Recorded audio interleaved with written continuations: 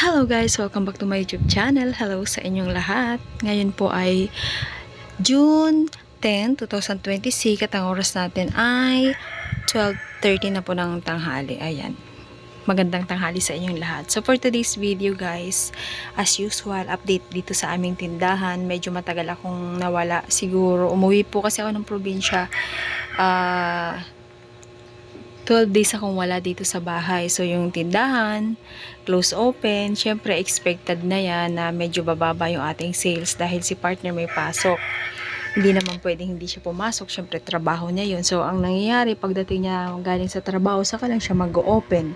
Kapag andito na siya sa bahay, sa umaga naman, hindi ganun kaaga yung pasok niya, kaya nakakapagtinda pa. Pero dito kasi sa tindahan namin guys, ang bentahan po talaga, ang medyo malakas talagang oras ng bentahan is yung gabi.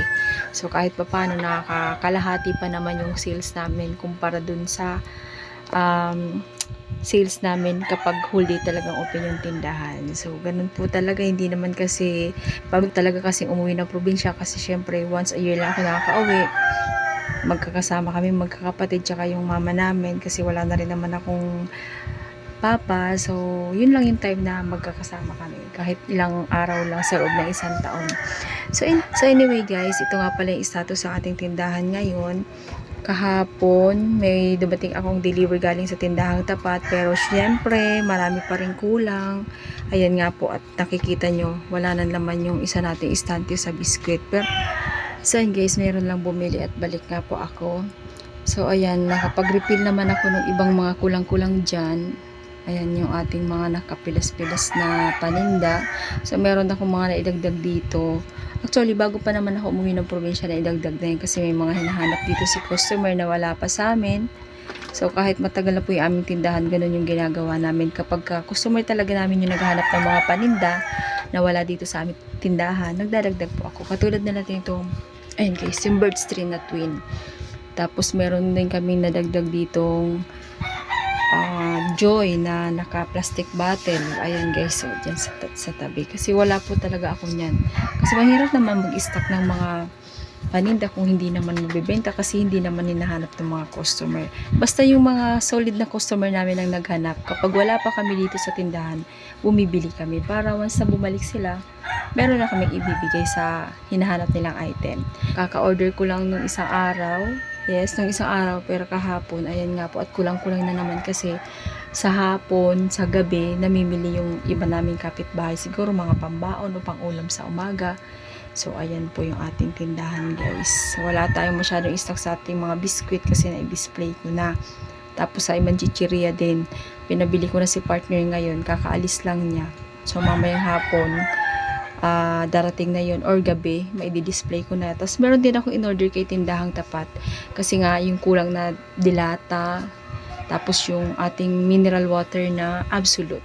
So dito sa amin guys, dati ang mabenta po sa mineral yung Absolute, ngayon na dagdagan, actually matagal na rin naman yan, yung lay mineral, isang customer lang kumukuha yan guys, kaya hindi tayo pwedeng mawalan kasi malakas yan dito sa aming tindahan. Sayang naman, diba? So, ayan po yung hitsura ng ating tindahan, guys. Dito tayo sa bandang taas. So, dito naman tayo, guys. Meron pala ako sa inyong isi-share. Dati hindi ko ginagawa yung mag-repack ng mga paminta, mga laurel, mga anong tawag dito, tina, tsaka ito. Pero, na-try ko. Okay pala siya. At saka hindi naman mahirap gawin. Wala naman ako masyadong ginagawa pag ganitong oras. So, nakailang order na ako ng mga ano nito per kilo. 1/4 lang naman yan guys.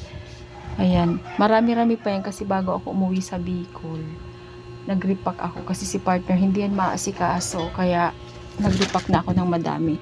Ayun pa nga yung sobra guys. Yung paminta, yung chlorine, nilalagay ko lang sa garapon. So, pagka medyo kunti na yung ating mga display, itong mga naka-display na yan, magre-repack na lang ako ulit. Malaki talaga ang kita kapag magre-repack ka pala.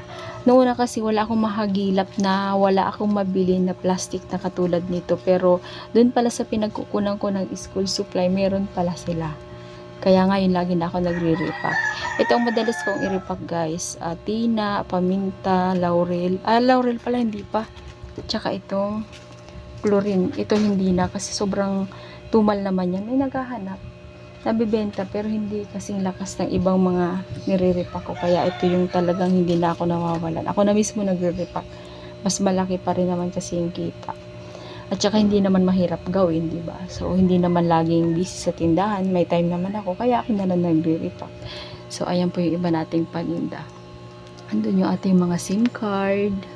Ayan. Kulang pa nga pala kami sa SIM card. Naubos. Hindi makakabili si partner ng Smart at saka Globe. Ayan. Lagi mabenta dito sa amin yan.